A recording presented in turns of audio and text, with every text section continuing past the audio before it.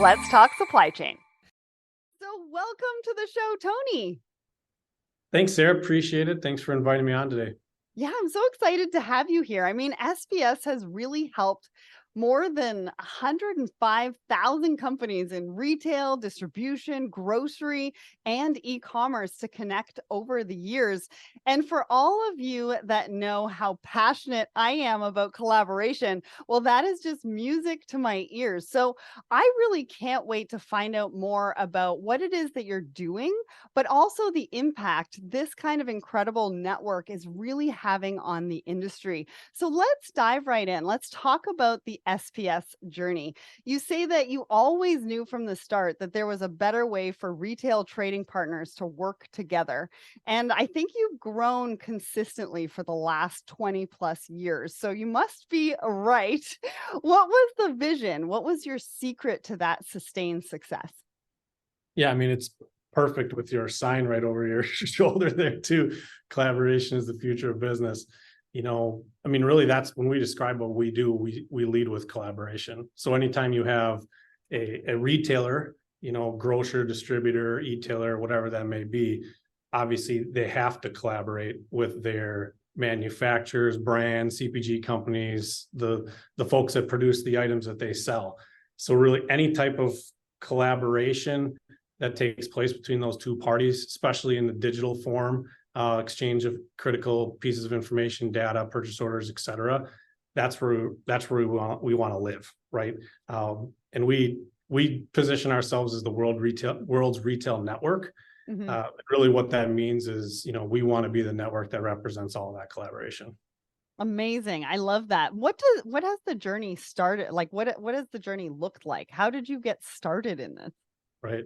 I mean, well, on the, not to overuse the term network, but the way we look at the world is we focus on retailers, we focus on their supplier communities, those brand CPG companies, and then logistics providers that obviously serve both.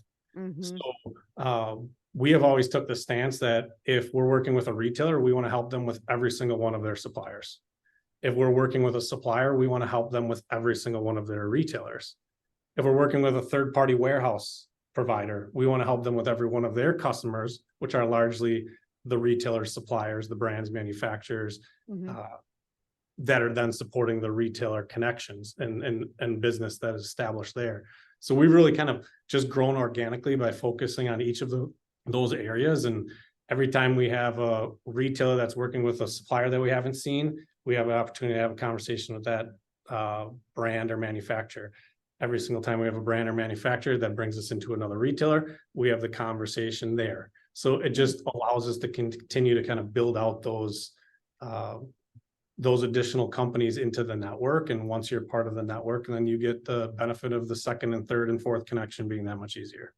Well, and congratulations on organic success. I mean, that is not easy, but when you can be that partner where they want to bring into that room, into those conversations, I mean, that's kind of the secret to your sustained success, if anybody is listening. Now, obviously, the landscape of retail supply chain has changed massively in those 20 plus years. So, what does the industry look like now, especially for 3PLs and logistics companies, in this post-pandemic environment? Have things kind of settled down? What are the new challenges? What are the trends? I know for one, there's not enough freight right now for 3PLs and Right. logistics companies. So talk to me about what you're hearing. What kind of conversations are you having with them?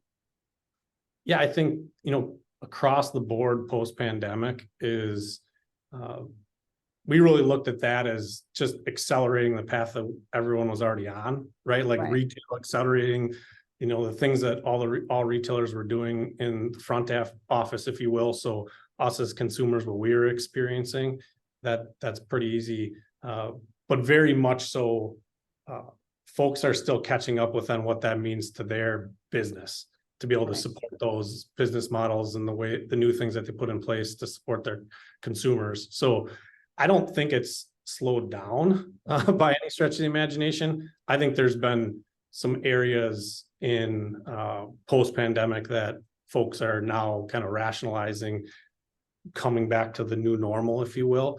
Right. So take, for example, in the third-party warehouse, people were unsure about inventories that were going to come in, when they were going to get them, how much space they're going to need.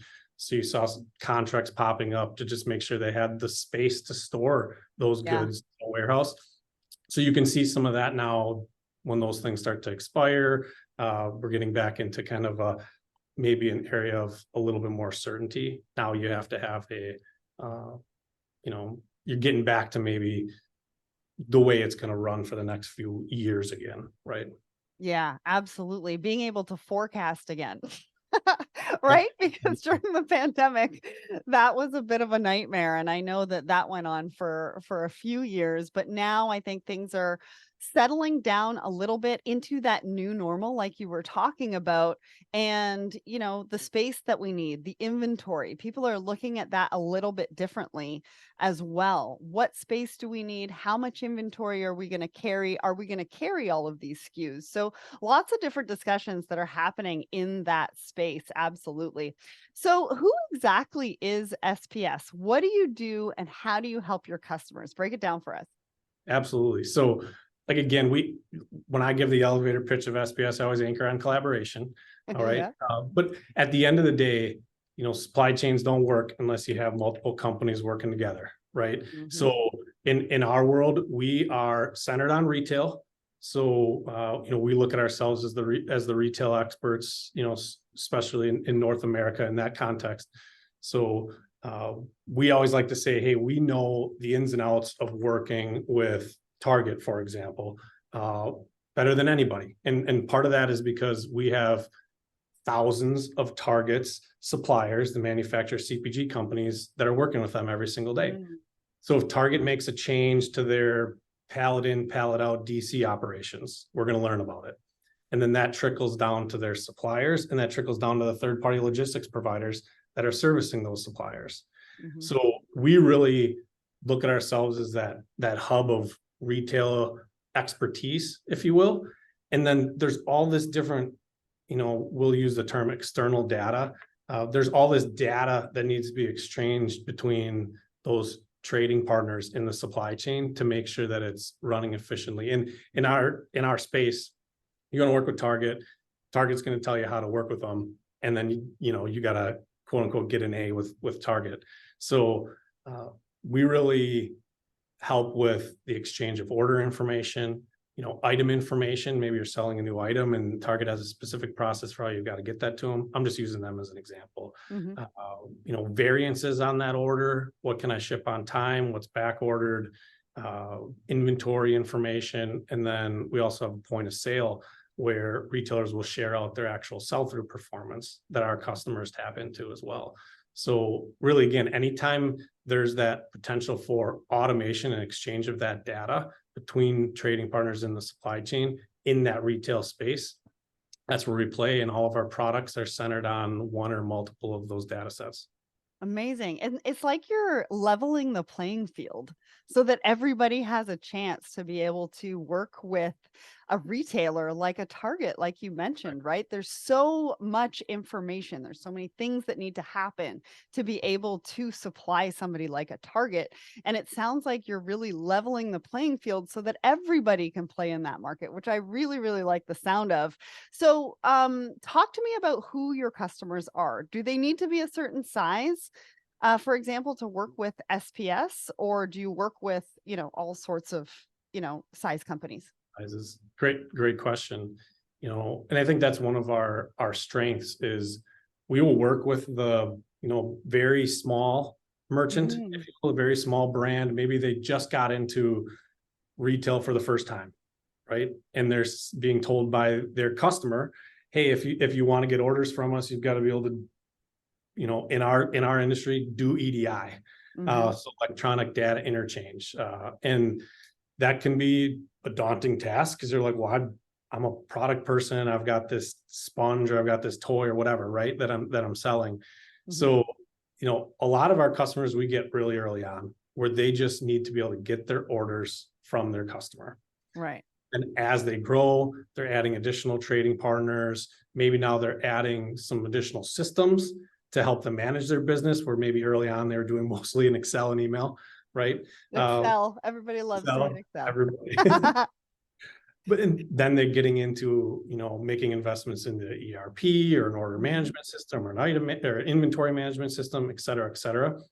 And that's one of our strengths is we have solutions that go from maybe you're getting 10 orders from your retail customer an entire year, all the way up to I'm running SAP and I have multiple divisions and I'm getting tens of thousands of orders or, like a million orders a year, whatever it may be.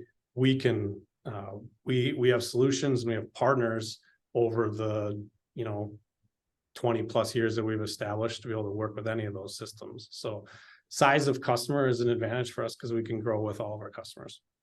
And I love that because I go back to what I said about leveling the playing field, right? You give a competitive advantage so that everybody can play in that space. Everybody can be a partner to a Target or, a Right. large retailer like that and really get their products out there. And that, goes for diverse suppliers, smaller suppliers, we're bringing everybody into the fold. And I really like the fact that you've thought about that and that you're there for them and helping them compete. Now, one of the things that you mentioned was EDI, and I Yeah. know that you spelt it out for us, Yep. but it's a very important part of what you do and how your customers work with those large retailers. Can Yep. you remind us of what EDI actually is, how it works, and what some of the benefits are? Because I think we're also now starting to hear API, and so I just want to make sure that we're speaking the same language. Right. Yeah. Love that question. So, and I'll give you the industry or like the definition of what, but then I want to just give a little bit of color on the way we think of it here too. So EDI, electronic data interchange, X12 standards, EDIFACTS, like at the end of the day, that is it's a standard that most retailers choose to define their requirements within. Right. Okay. So here is, if you want to see purchase orders from us in this type of a shipping method or fulfillment model, here's the way we're going to send the orders. Here's how we want you to acknowledge them. Here's how we want you to let us know in terms of an advanced ship notice or when the shipment is coming back. But really it's most retailers choose to use that because it's been around for a while. It's effective for communicating your expectations of your supplier community. So in that regard, it is a data standard in that regard. Now at SPS, we look at EDI as maybe a more broad definition, electronic data interchange, which is it doesn't matter what the file format is or the technology you're connecting to. So we would consider API or XML or CSV if there's a retailer that has that as their preferred connectivity method to their suppliers, if you will, we'll leverage that. And then we also look at the business process around that data that it supports. Okay. Like you have to understand, I feel like I'm calling out Target, but maybe it's because they're local and we know them pretty well. But I often say if you're working with Target and you're doing the direct vendor ship, where you're shipping to their customers on Target's behalf, or if you're shipping direct to a store, or if you're shipping to a DC and you're doing pallet in, pallet, like you might as well just be working with multiple retailers. Right. So that is very true. I mean, the omni-channel experience right there. That's what you've just described. And each one of those, there's a reason for the data that they're asking you to send. They happen to communicate all of those models I just talked about through their EDI program and their EDI specifications. But at the end of the day, each one of those are supporting a business process. And you have to also understand the ins and outs of that business process. And that goes back to our reason for existence to our, primary customer base on the supplier merchant brand side is we're going to make sure that you understand all of those things and that you're trading with Target in the way Target wants to be traded with.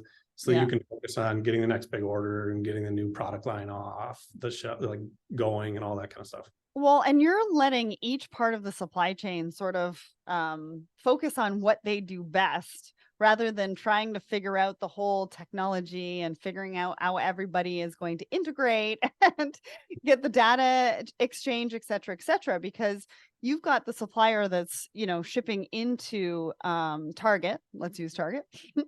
But then they're also working maybe with a 3PL right? And that 3PL also needs to be in the know as to how it needs to be shipped, what the markings need to be on that pallet, how they expect the orders to be delivered, potentially direct to consumer.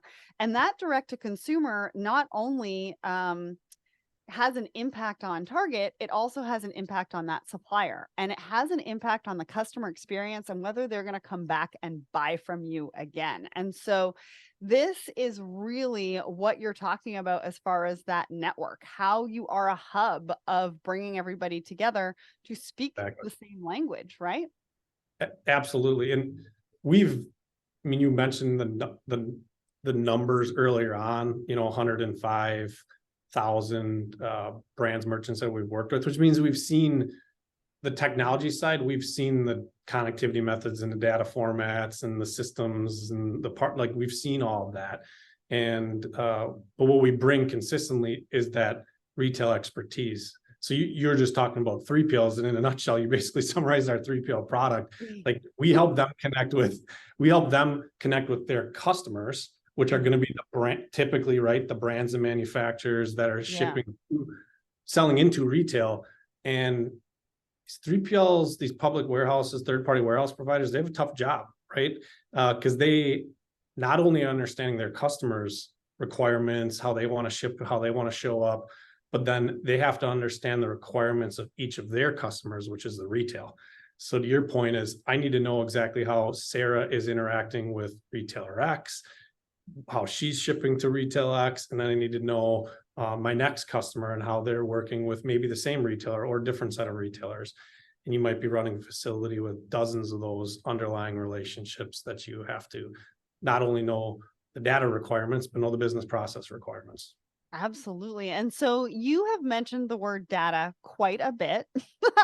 I know it's obviously a word that we're all using. I think just in supply chain alone, there's so much data that we can sift through, whether we're a small company, a medium-sized company, or a large company. And then there's also the data that we have circulating within that network that we're talking about.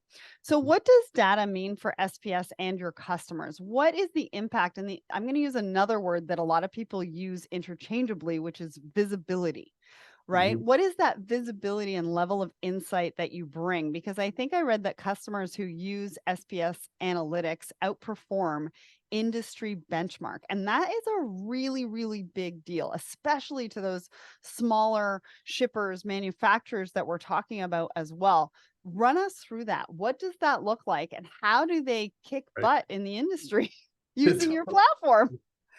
So two angles to that. First one is, in a lot of regards, we're moving the data that they're getting from their trading partner, customer, whatever the relationship may be, into a system that's important for them to act on, right? So you got to get that ordered into your warehouse management system so you can pick, pack, and ship, right?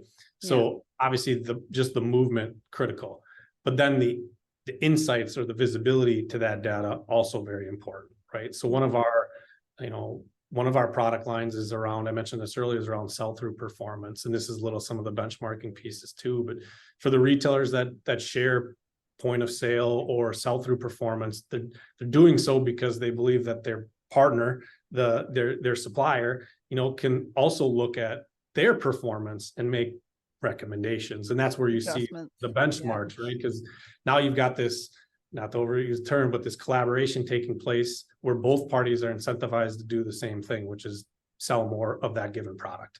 Right. So, hey, I'm seeing this trend. Maybe let's allocate inventory a little differently. Let's move it into these stores. Or, hey, I got this promotion going that'll get, this product category moving a little bit faster based on the last 6 months of results. So again, it just gets people to have the same visibility, which is extremely important. So then they can have the right conversation, make the right business decisions. Well, and I also think like sifting through the data too, right? Because you need to have good data. Sometimes it's not all usable data. And so I'm assuming that working with your platform, you kind of do that for them and just put it into a reporting function where they don't have to sift through that good and bad data to really figure out what it is that they need for insights to be able to take action on. 100%. Like I've always said that mostly speaking, retailers do things similar ways, right? I always say, 80% of every retailer's purchase order is going to be similar, but then you've got to handle the 20%. Right. Or, you have retailers sending you daily point of sale data or weekly versus monthly. So if you don't get that into a consistent way that you can consume it, you've just got these nuances you're dealing with based on each one of your customers, each one of your retailer trading partners, if you will. So much of what we do is that normalization. So when you're interacting with all of your retailer trading partners, you're interacting with them the same way, repeatable fashion. And then again, it makes them, once you've done 3-4 of them and you add the fifth, the sixth, everything just becomes easier and you start seeing the same patterns in the data and all that. Well, and it can be overwhelming, especially when we're talking about small to mid-sized businesses, right? We're leveling the playing field. We're allowing them to compete and have that competitive advantage with your platform. And if you don't have something like that, the data just gets lost or it gets overwhelming and you just can't take action on it for your business to be able to grow, for your business to be able to grow with your clients and your 3PLs, which is what everybody wants. And so we're going to talk about collaboration in just a second, but I want you to bring all of this to life for us with a case study. Can you paint us a picture of how you've worked with a 3PL or a shipper and the benefit or the ROI that they saw from working with you? Yeah. So one of our recent customers on the 3PL side, actually out of Canada, primarily retail apparel is their customers. And there we go, playing up the crowd a little bit. Canada. Company, a 3PL on, called Remco, and you can see the case study online, anyone's interested, but, they had a very typical story, right? You have, several customers, each of those customers are working with retailer trading partners and, previously to working with SPS Commerce, they would treat each one of those customers as, another kind of integration point, another, set of order channel to get into their WMS. And, essentially when you're working with SPS in that space is we're going to do the technology piece, very important, but we brand ourselves as a full service provider, which means we're going to be the ones that give a call to every one of Remco's customers representing them, ask them how they're getting their retail orders today, what systems are they using, they have a preferred way that they like to exchange that information, et cetera, et cetera.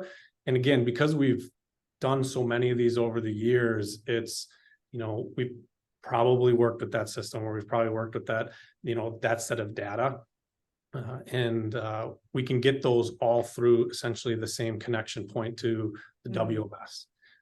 So that whole process for Remco, you go from maybe it taking, months to get a new customer onboarded to weeks getting a customer onboarded.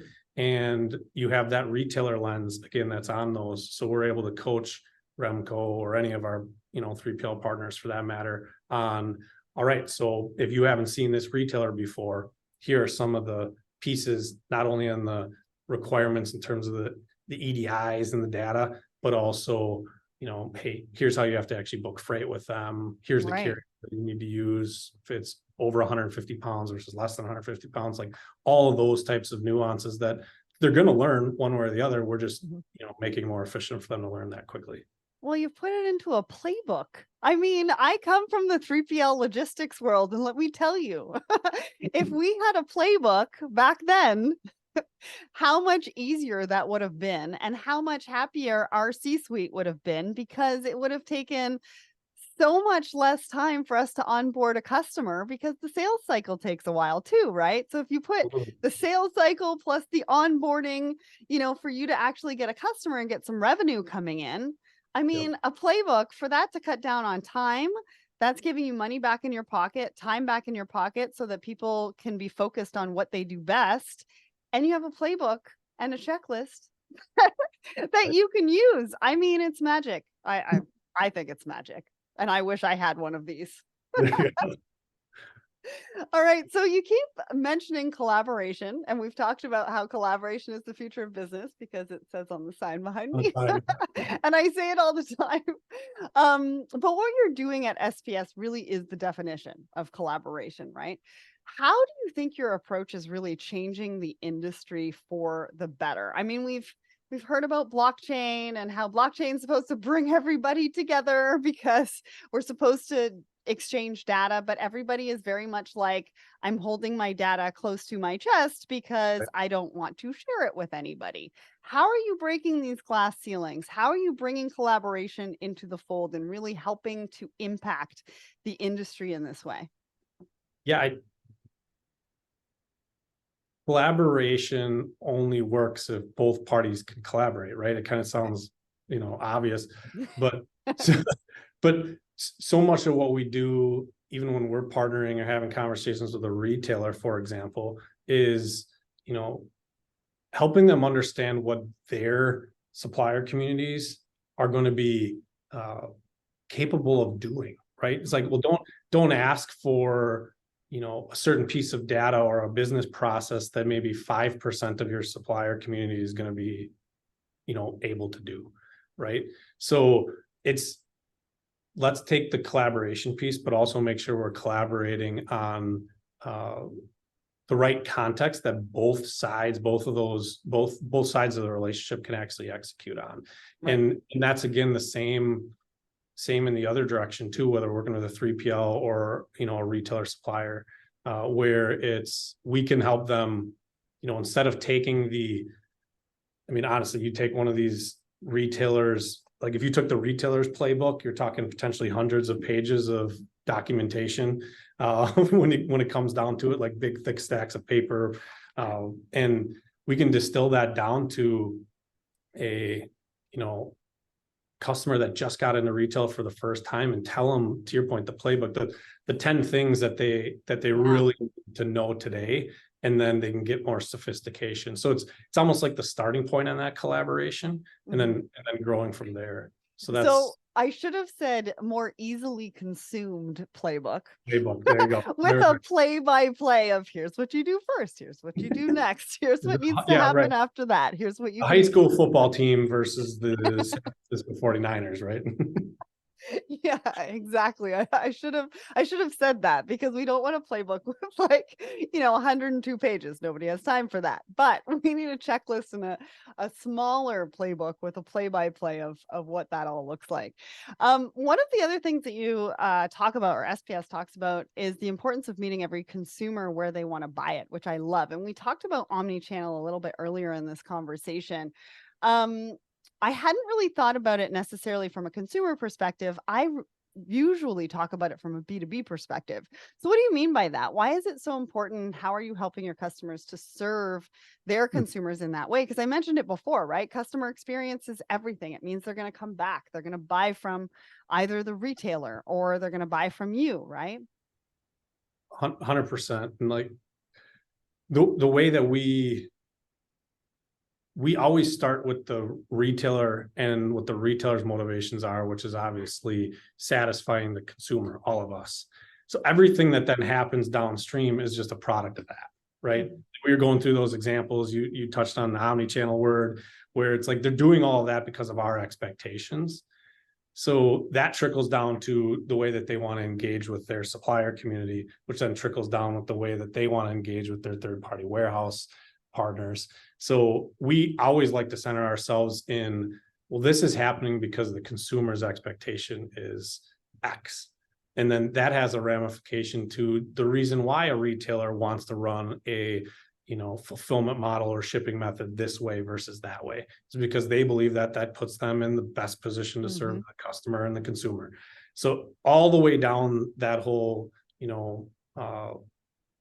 ecosystem, it all comes back to how all of us want to actually interact with retail and purchase patterns and all that kind of stuff. So we always start there, and a lot of our value prop is the ability we can handle the playbooks, if you will, the easy consumable playbooks, so that you can handle the things that are maybe a little bit more consumer facing, like making the next big sale to your retailer or the new product line or whatever that may be, right? So we talk about that a lot, is we're freeing up our customers to concentrate on the consumer, and we're going to help them, collaborate with each other with the consumer in mind.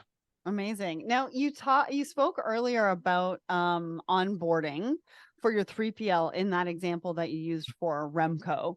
But Yep. what does onboarding look like as a customer of SPS, right? Because when I talk to technology partners and we're talking about the technology and we're talking about how amazing it is, my audience always has in the back of their mind, well, do I have the IT resources? How long Right. is this going to take me? I love what they're saying, but I'm just not sure. So, talk to us about what that onboarding process looks like.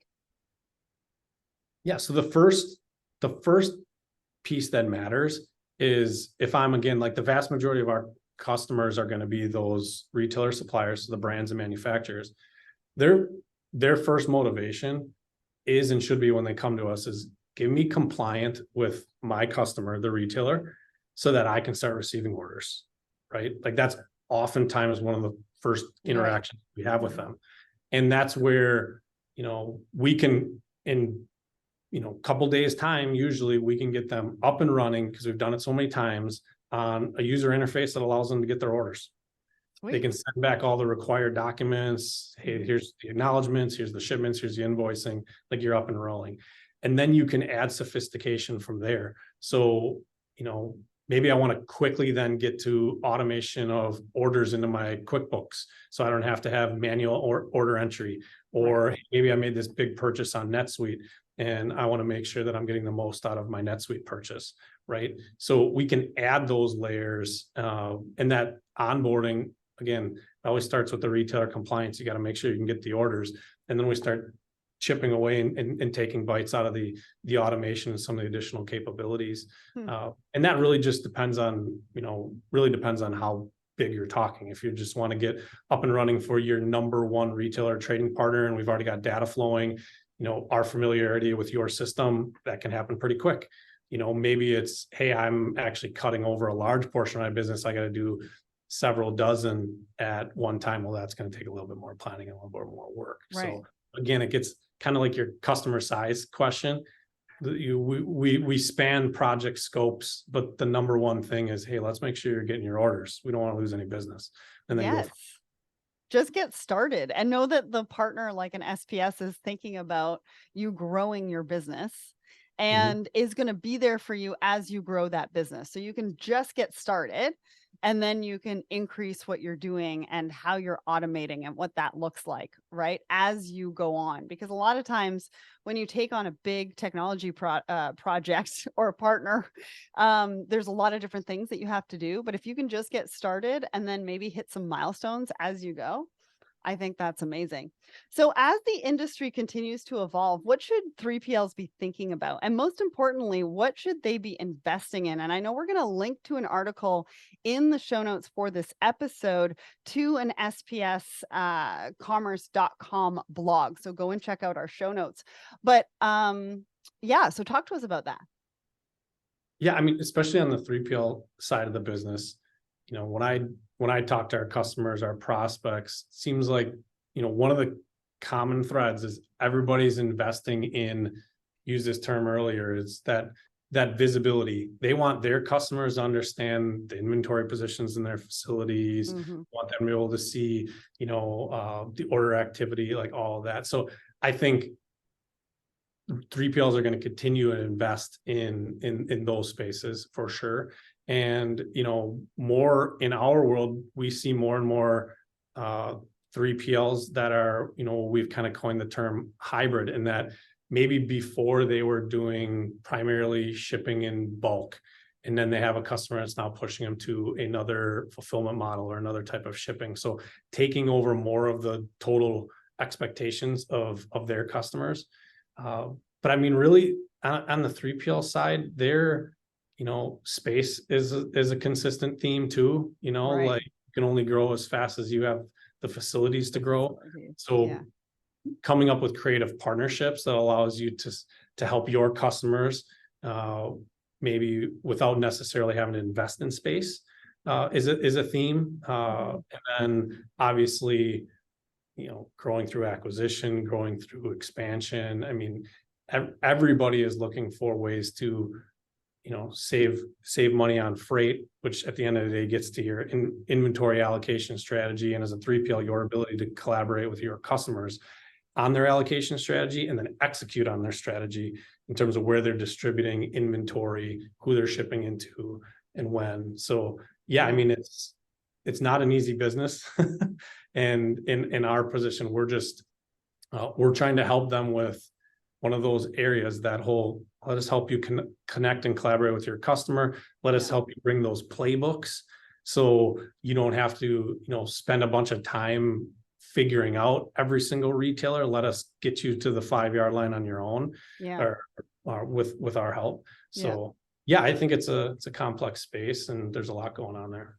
Well, and also flow of goods, right? We want those goods coming in and going out and coming in and going out. Yep.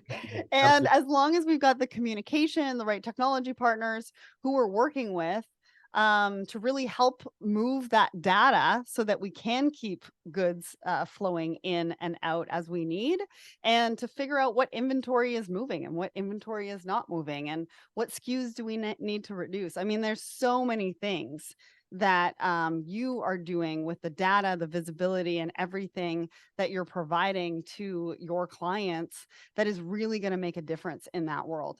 So finally, then, what does the future hold for SPS? I mean, you're already doing some incredible things. So what can we expect to see? And hopefully more of the same, right? Continued growth. I mean, we center ourselves so much on our customers and our customers' business problems. And you've heard me, we've talked about the collaboration, we've talked about our focus on retail, and really when something shows up in those areas, that's where we want to help our customers. So whether it's the next set of data that needs to be improved in terms of collaboration, whether it's another area of our customers' business processes, that's where you're going to see us go. And we focus intently on retailers, their supplier communities, the third-party logistics providers, and there's a bunch more, actors, if you will, that play in the retail supply chain, obviously. But we're going to continue to listen to our customers. We're going to continue to make investments into everything related to that collaboration in the retail supply chain. Amazing. Well, I cannot wait to follow along with your journey, your story, and see what else you have going on. So, consumers have more choices than ever, with a huge number of channels to shop from and an endless stream of products. With so many choice and flexibility, how do you stay relevant and profitable? Well, you need to embrace an omni-channel strategy, connect, maintain, and optimize your channels, get better data, manage your inventory, and streamline fulfillment. And you can do all of that with SPS Commerce. Hand the heavy lifting of automation, order management, fulfillment, and sales data tracking over to the industry experts so you can focus on innovation, growth, and the priorities that matter most to you. And so, did you have a guess at today's big question? Well, at the top of the show, I asked you, according to Statista, what was the total value of US retail sales in June 2023? Well, it was an estimated $631 billion, a considerable increase compared to the same month 1 year earlier. Wow. Well, if you want to find out more, you can check them out at spscommerce.com. And a massive thanks to Tony for joining me, and to the team at SPS for making this episode happen. Thank you, Sarah.